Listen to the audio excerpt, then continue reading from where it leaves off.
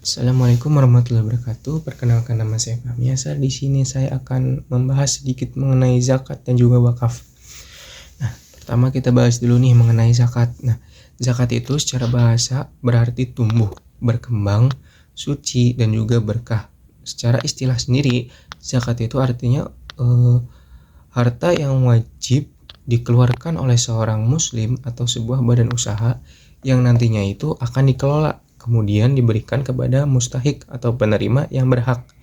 Nah, yaitu terdiri dari fakir, miskin, kemudian amil, mu'alaf, rikob atau hamba sahaya, ghorim atau orang yang berhutang demi mencukupi kebutuhan sehari-hari, kemudian fisabilillah, pejuang agama di jalan Allah, kemudian ada ibnu sabil. Nah, dasar hukumnya sendiri itu tercantum dalam Al-Quran, surat Al-Baqarah ayat 43, yang memerintahkan sholat dan juga zakat sebagai ibadah wajib.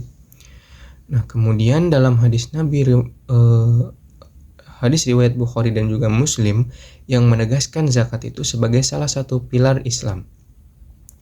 Di Indonesia sendiri itu terdapat dalam Undang-Undang Nomor 23 tahun 2011 dan juga Peraturan Pemerintah Nomor 14 tahun 2014 yang mengatur tentang pengelolaannya. Nah, kemudian peran zakat sendiri itu dalam ekonomi adalah sebagai instrumen distribusi kekayaan yang tujuannya itu adalah untuk mengurangi kesenjangan sosial, kemudian meningkatkan daya beli mustahik, dan juga memberdayakan ekonomi dari kalangan masyarakat yang kurang mampu. Nah, zakat ini bisa dijadikan sebagai modal usaha juga nih untuk UMKM atau akses pendidikan dan juga kesehatan, serta program lain yang dapat menyejahterakan masyarakat. Oke, kemudian kita masuk ke wakaf. Nah, wakaf itu secara bahasa berarti menahan atau juga berhenti, yang berarti menahan suatu aset agar manfaatnya itu terus mengalir. Nah, kalau secara istilahnya, wakaf itu adalah menahan harta yang bisa dimanfaatkan tanpa mengurangi pokoknya untuk ibadah atau kesejahteraan umum yang sesuai dengan syariat Islam. Landasan hukumnya itu terdapat dalam Quran surat Al-Imran ayat 92 yang mendorong berwakaf dengan harta yang dicintai. Kemudian juga terdapat dalam hadis Nabi, hadis riwayat Muslim yang menyebutkan bahwa wakaf itu sebagai sedekah jariah yang pahalanya itu terus mengalir meski setelah yang mewakafkannya itu telah meninggal dunia.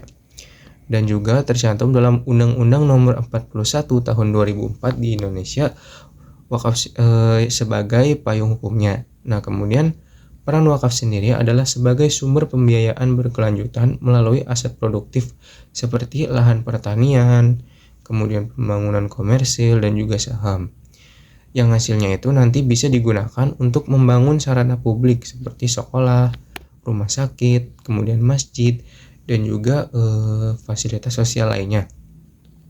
Selain itu, wakaf juga bisa dijadikan sebagai penopang pembangunan jangka panjang dan juga meningkatkan kualitas hidup masyarakat. Nah, intinya zakat itu lebih fokus pada distribusi jangka pendek untuk kebutuhan dasar dan juga memberdayakan langsung. Sedangkan wakaf itu fokus pengelolaan asetnya itu pada aset produktif. Nah, untuk pembangunan jangka panjang. Kalau zakat itu bisa mengatasi kemiskinan saat ini, wakafnya itu sebagai pencegah kemiskinan itu terulang kembali di masa depan. Lewat mata kuliah ekonomi zakat dan wakaf ini, saya belajar bahwa zakat itu bukan hanya menjadi kewajiban yang harus kita tunaikan tuh setiap tahun, tapi juga ternyata zakat itu memiliki dampak besar gitu dalam mengurangi kesenjangan sosial. Nah, kemudian wakaf juga itu bisa dimanfaatkan untuk membangun fasilitas pendidikan, kemudian kesehatan, dan juga meningkatkan kualitas hidup masyarakat sekitar gitu. Mungkin sekian video yang dapat saya sampaikan. Untuk kekurangannya mohon maaf. Saya akhiri. Wassalamualaikum warahmatullahi wabarakatuh.